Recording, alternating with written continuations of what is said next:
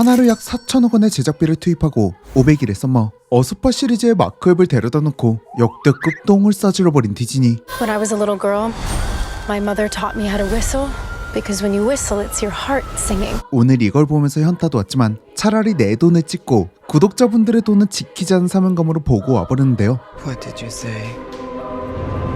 The people need some kindness. 감히 인어공주는 약과였다고 말하고 싶네요. I was thinking the same thing. 재미도 감동도 없었지만 니네 공주 레이첼, 우리 공주 수지를 시연해준 감다사 디즈니 코리아 덕분에 그래도 약간은 위로가 되었습니다. 하지만 그럼에도 영화 자체는 충격적으로 형편없었던 영화 백설공주 스포일러 리뷰 지금 바로 시작합니다. Did I frighten you?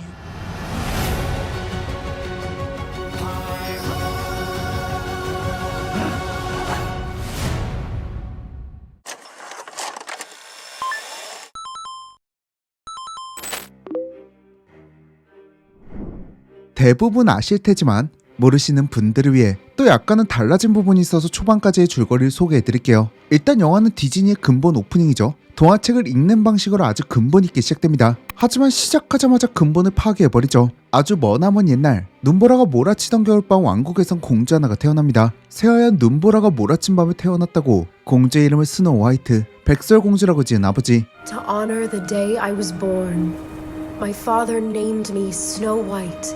어떻게 보면 가장 큰 빌런이네요. 차라리 눈사람, 눈보라라고 지으시지. 어쨌든 공주도 태어났고 왕국도 살만하고 그냥 온 세상이 꽃으로 가득했지만 백설공주의 어머니이자 왕비가 병으로 세상을 떠납니다. 근데 아버지가 빌런이랬잖아요. 어머니가 돌아가신 지 얼마나 됐다고 그새 재혼해요. 물론 바로 할 만한 미모긴 하지만요. 근데 재혼 상대가 하필 이 사악한 여왕 그림 하일드였던 것이죠. But the queen changed everything. 이때부터 본격적으로 왕국이 흔들리기 시작합니다. 그리마이드는 왕을 함정에 빠뜨리며 왕국을 삼켜버리죠. 그리고 백설공주에게 누더기를 입히고 하녀처럼 부려먹습니다. 그래서 그런지 공주가 약간 삐뚤게 자랐나봐요. 늘 표정이 뾰루퉁하고 약간 도끼 있어 보이는데 연기를 표정 단 3개로 전부 끝냅니다. 이 부분은 후에 가서 자세히 이야기할게요. You know, I really don't remember you being this opinionated. 어쨌든 평소처럼 청소하던 중 성에 도둑이 듭니다. 바로 왕자 같은 미모의 조나단이죠. 그는 도적단을 이끄는 리더인데 왕비가 정권을 잡은 뒤에 먹고 살기 힘들어져서 이 왕자 같은 조나단이 도둑질을 하기 위해 들어왔어요.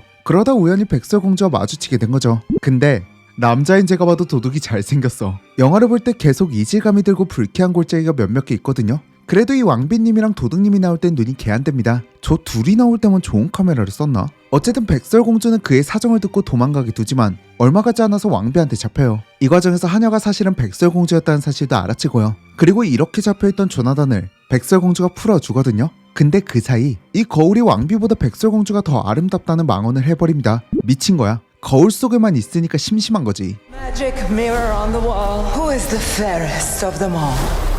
Snow White. 솔직히 왕비 입장에서 빡치만 하죠. 그래서 백설공주를 처치할 명분을 만드는데 이 백설공주가 도둑을 풀어줬잖아요. 그래서 왕비가 이 백설공주가 도적단이랑 손을 잡고 반란을 준비한다. 그러니까 처단해야 한다는 명분을 만들고 사냥꾼에게 백설공주를 죽이라고 명령을 내립니다. 근데 들어보면 명분이 충분하긴 해요. 성에 든 위험한 도둑을 풀어줬다? 얘네가 뒤에서 뭘 할 줄 알고 살려나. 왕비 입장에선 잡을만 하죠. 이후에 퍼스널 컬러 진단 잘못 받은 백설공주가 어울리지 않은 꽃가옷을 입고 바깥 나들이를 하러 갑니다. 근데 이 사냥꾼이 차마 백설공주를 죽이지는 못해요. 그래서 풀어주고 도망치던 백설공주는 난쟁이들의 집에서 생활하는 The queen is evil. You must flee into the woods. 뭐 대충 다 알고 있는 그런 백설공주 이야기가 펼쳐집니다. 물론 원작에 없던 도적단들과의 이야기가 추가되긴 해요. It's a human. What did you think I was?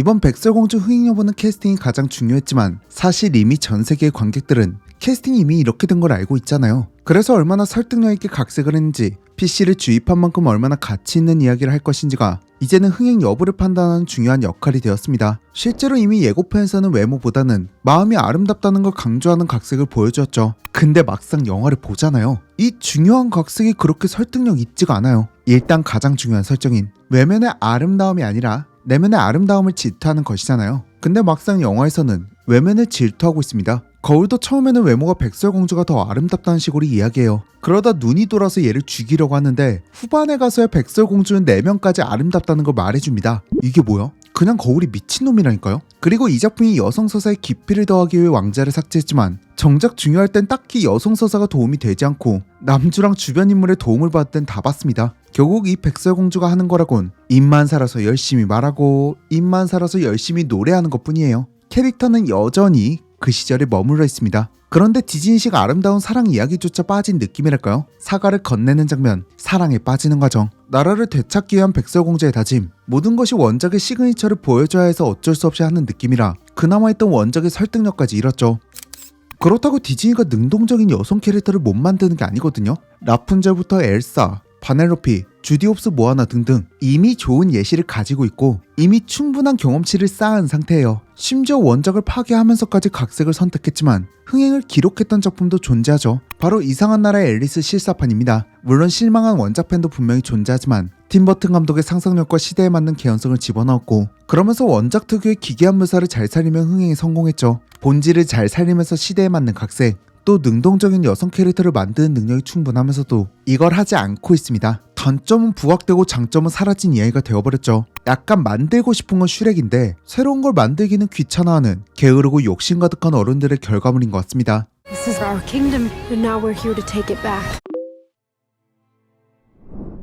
솔직히 저는 레이첼 지글러의 연기는 기대가 됐거든요. 이미 웨스트 사이드 스토리에서 연기도 노래도 인정받았고 백설공주랑 어울리지 않을 뿐이지 배우는 나쁘지 않다고 생각했거든요. 근데 이 배우가 연기를 잘한다고 확신했던 제 생각이 오만이었다는 확신이 들어버렸죠. 이게 감독의 디렉팅이 정말 큰 차이가 있는 것인지 혹은 배우의 연기력에 한계가 온 것인지는 확실히 모르겠어요. 하지만 한 가지 확실한 건 이 배우가 이 작품에서 보여준 표정은 약 3개 정도? 그걸로 100분이 넘는 러닝타임을 다 채웁니다. 백설공주를 연기한 것이 아니라 레이첼이라는 사람 자체가 이런 상황에서 어떻게 할 것인지를 따로 해석했나봐요. 그렇기 때문에 전체적으로 작품과 어울리지 않고 따로 놀아요. 그리고 가장 크게 걱정했던 게 이 난쟁이들이거든요. 근데 초반엔 약간 받아들이기 힘들었는데 이 영화에서 가장 재미있고 기억에 남는 광산신 덕분인지는 모르겠지만 그 이후에는 나름 볼만해요. 아니 어쩌면 그 난쟁이들의 매력을 나름 알았다고 할까요? 적당히 애니메이션과 실사와 중간에서 타협을 본 CG로 동물 친구들과 난쟁이들이 나올 때는 괜찮은데 이게 진짜 인간들이랑 섞이는 순간부터 헬입니다. 엉망진창이에요.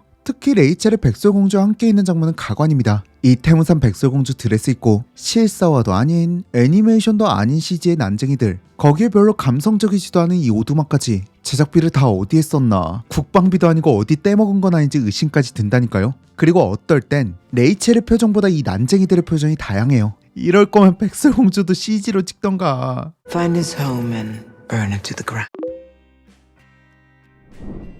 디즈니에게 백설공주와 7 난쟁이는 의미가 없을까요? 이렇게 망쳐도 될 만한 동네 북일까요? 사실 디즈니에게 백설공주는 정말 중요한 작품입니다. 사실 백설공주와 신데렐라 인어공주가 공주 인기 순위에서 늘 탑을 유지하면서 본격적으로 디즈니 프린세스 시대를 연 장본인들이죠. 그리고 백설공주와 7 난쟁이는 디즈니에서 제작한 최초의 장편 애니메이션이자 세계 최초의 풀컬러 극장용 애니메이션이기도 합니다. 그만큼 역사적으로도 디즈니라는 기업에게도 중요한 역할을 하는 작품이에요. 그리고 디즈니 100주년 기념작 위시에선 백설공주 속 난쟁이들을 모티브로 캐릭터를 만들기도 했고 위시의 빌런 매그니피코 왕이 그리마일드와 말레피센트를 모티브로 만들어졌죠. 그래서 저는 인어공주 때도 그렇고 이번 백설공주 때도 그렇고 근본 있는 공주들을 왜 이렇게 무시할까라는 생각이 들면서 한편으로는 왜 이 작품 속 빌런의 이야기는 무시하는 걸까? 이런 생각이 자주 들었습니다. 디즈니는 이미 빌런의 이야기로 흥행한 사례가 있죠. 특히 말레피센트는 시대에 맞는 각색으로 극찬을 받았습니다.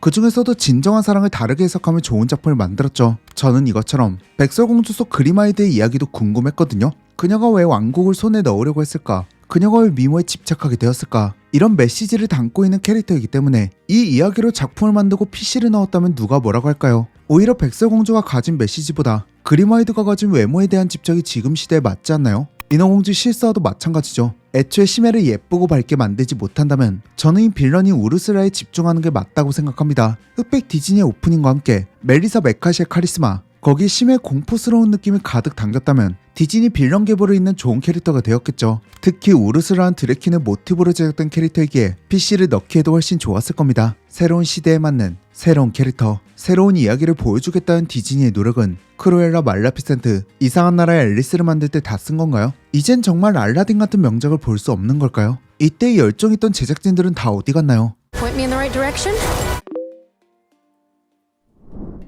저는 실사를 했을 때 장점이 있는 작품은 따로 있다고 생각해요. 인어공주의 경우에는 실사판을 만들었을 때의 장점이 없을 수밖에 없습니다. 심해를 주제로 해양생물이 가득 나오는데 애니메이션 속 귀여운 느낌을 살릴 수 있나요? 솔직히 생선 징그럽잖아요. 그리고 애초에 인어공주 애니메이션 자체도 청량한 느낌이 아닙니다. 그러다 보니까 실사는 더더욱 칙칙하고 우중충한 결과가 나와버렸죠. 이런 작품들은 실사라면 오히려 단점이 부각됩니다. 근데 미녀와 야수 같은 경우에는 장점으로 작용합니다. 특히 미녀와 야수 속 18세기 유럽 로코코 양식의 화려함은 애니메이션보다 실사로 봤을 때 더 화려하고 기품 있죠. 그리고 야수는 애초에 벨이 보자마자 두려워할 정도로 무서워야 하는데 애니메이션보다 실사했을 때 이게 훨씬 더 부각되는 장점이 있어요.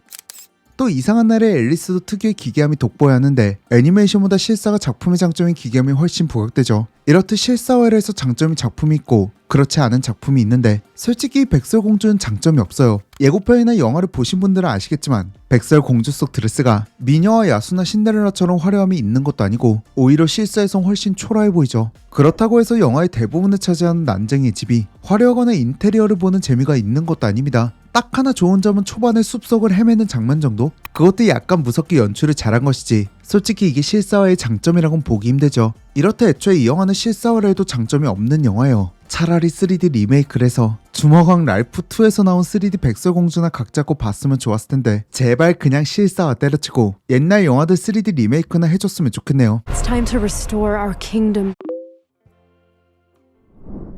자, 이렇게 개봉 당일 보고 온 놀라는 백설공주 후기였습니다. 물론 좋은 장면도 많았을 거예요. 제가 보지 못한 것들이 훨씬 많았을 겁니다. 그럼에도 저는 여전히 디즈니식 PC와 게으른 어른들의 오만함이 보여서 그런지 좋은 이야기가 쉽게 나오지 않은 그런 영화였습니다. 자, 그럼 오늘도 마무리하기 전 평점과 다시 보기 지수를 남기도록 할게요. 평점은 5점 만점으로 남기고 다시 보기 지수는 총 4단계로 평가할 예정입니다. 제가라면 돈 주고 영화관에서 다시 볼 정도의 작품, 스트리밍은 돈 주고 볼 정도는 아니지만 OTT와 같은 스트리밍 사이트에 올라오면 다시 볼 작품, 무료는 TV나 VOD에 우연히 나오면 다시 봐도 무방한 그런 작품, 패스는 다시 볼 가치가 없는 그런 작품입니다. 자, 그럼 백설공주의 점수는 별점은 5점 만점에 0.5점, 다시 보기 지수는 패스입니다. 각색의 노력도, 연기의 노력도, 원작에 대한 존중도 없었던 작품으로 돈 주고 다시 볼 생각도, 디즈니 플러스와 같은 OTT 플랫폼을 구독 중이더라도 혹은 TV에 우연히 나오더라도 다시 볼 생각도 없는 그런 작품이었네요. 여러분들은 이번 작품 어떻게 보셨는지, 혹시 보셨다면 백설공주를 본 여러분들의 다양한 의견도